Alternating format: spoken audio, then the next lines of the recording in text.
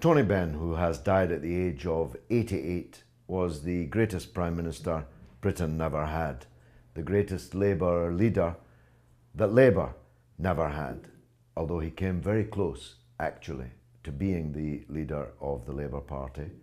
In 1981, he came within 1% of becoming the deputy leader of the party, and the elderly leader, Michael Foot, would soon, I think, have made way for him.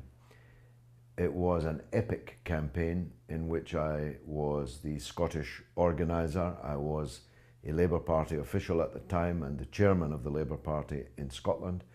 And Mr. Benn rang me up to consult me before deciding to run, and I wholeheartedly supported him, then as now.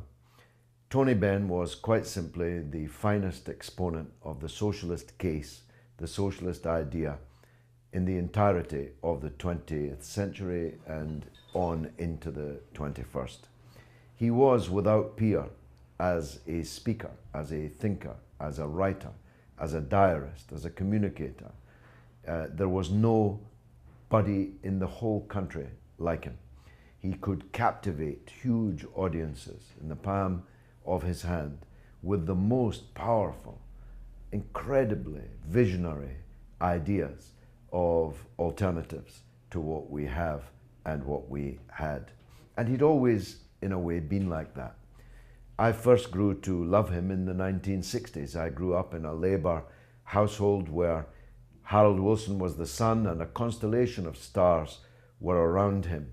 Really big stars: Barbara Castle, Roy Jenkins, Tony Crosland, Richard Crossman, James Callaghan, many others, maybe 10 in the Wilson cabinet could have become Prime Minister in the afternoon should they have been needed. But of them all, Tony Benn was always the most innovative, the most progressive, the most dynamic, the most inspiring of those stars, at least in my household.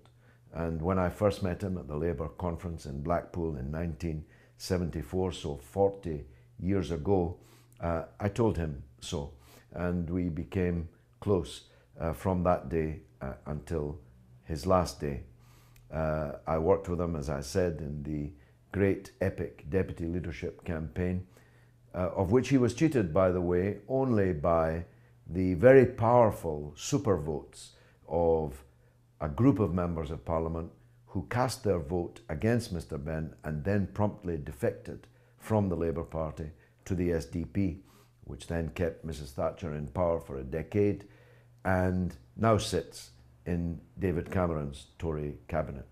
So in fact, Mr. Benn was cheated of the deputy leadership and thus the leadership of the Labour Party by traitors to the very idea of Labour. There was also a rather significant schism opened at that time with what were called the soft left, people like Neil Kinnock and the late Robin Cook, who backed an alternative, no-hope candidate just in order to divide Mr. Benn's votes, and they succeeded, though by the very narrowest of margins. The STP got their 30 pieces of silver by sitting in Cameron's Tory government. Neil Kinnock is now an establishment clown in the House of Lords. He did his bit too. If Mr. Benn had won the Labour leadership, it's almost impossible now to imagine what might have been possible. Mr. Benn would have withdrawn Britain from NATO, withdrawn us from the European Economic Community on democratic grounds rather than on any xenophobic ones. He was no UKIPper. He would have nationalised the banks, the pharmaceutical companies, the great commanding heights of the British economy. He would have introduced workers' control into their lives. He would have put all that progressive dynamism that he had displayed since the 1960s into practice. Now, of course, if he had become the Labour leader in 1981 or 1982, we might have lost the next general election, but then we did anyway. We might have lost the general election after that under Mr. Benn's leadership, but then we did anyway. We might even have lost the general election after that under Mr. Benn's leadership, but then we did anyway. The point is, we might not have lost them because we would have had at our head the most convincing advocate of the socialist idea of the alternative society that the British labour movement ever produced. Due to boundary changes, Mr. Benn lost his seat in Parliament in 1983, but he was quickly back in the miners' heartland in Derbyshire, in Chesterfield, and he remained a towering, majestic figure in Parliament and well beyond it, until he decided to give up Parliament in 2001 in order to spend more time on politics. He wrote wonderful diaries, wonderful books, gave wonderful broadcasts, made really significant television interventions, like the time when, after the BBC had refused to broadcast the Disasters Emergency Committee appeal for the suffering people in Gaza under Israeli bombardment, Mr. Benn went on their news programme and simply read out the address of the appeal and made that appeal himself. He was, of course, and died as the honorary president of the Stop the War Coalition, which he led from the beginning and which became the most significant and certainly the very biggest, by far, mass movement ever in British political history.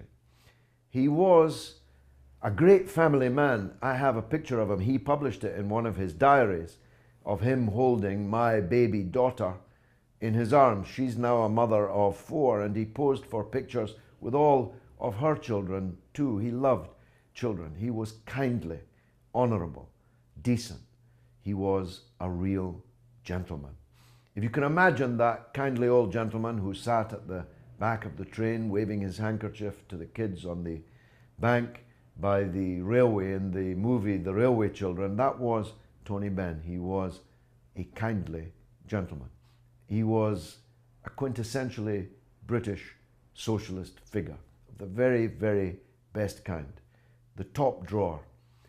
Many people think he was an aristocrat. He was not, in fact, an aristocrat. Although he inherited and eschewed a viscountcy, his father had been given that peerage as a liberal politician, albeit a hereditary peerage, that Mr. Benn changed the British Constitution in order to be allowed to continue to serve in the House of Commons, which he did with such distinction. When he rose to speak on a platform or on his feet in the House of Commons, you could have heard a pin drop. There never was anybody better, and we'll be very lucky if there ever is anybody better. He was not an aristocrat, but he was a prince amongst men. And though he's mourned today by some hypocrites who are very careful to make clear that they didn't agree with many of his views, in truth, Mr. Benn's views are shared and were supported by the great majority of the British people. Working backwards, Mr. Benn was the leader of the campaign against the war in Iraq. The vast majority of people in Britain were against it too. He believed in public ownership of gas and electricity and railway and post. The vast majority of British people feel exactly the same way. He hated the corruption and undemocratic nature of today's European Union. Most British people agree with that too. He hated nuclear weapons. He hated our alliance with NATO, with its unquenchable thirst for war after war after war. Most British people share that view too. He didn't much like the House of Lords, which is why he fought so hard against going into that good night. And most British people feel that way too. Yet he managed to express all of these views in the teeth of unbelievable media hostility. If you want to remember what the media hostility to Tony Benn was when he was really challenging for power, as opposed to today, now that he's safely gone, think Arthur Scargill, think Ken Livingstone, think Bob Crow, put them all together and double it or treble it. That's how bad it was. Whole pages of serious newspapers were given over in 1981 to tell us, in the words of cod psychologists, how Tony Benn was literally insane. And yet the people never believed it. I remember one incident in particular. In 1981, I was traveling all over the country with him. We stopped in a motorway service station after a great meeting in Liverpool at the St. George's Hall the night before.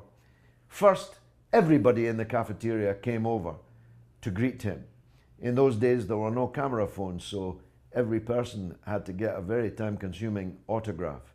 Then, out of the kitchens, wearing their aprons and their chef's hats, came all of the workers in the service station. Then people, seeing this kerfuffle going on, started to come in from the petrol station forecourt, abandoning their vehicles in order to do so. Then Tony got up on a chair and made an impromptu speech. It felt like a revolution, and maybe it could have been.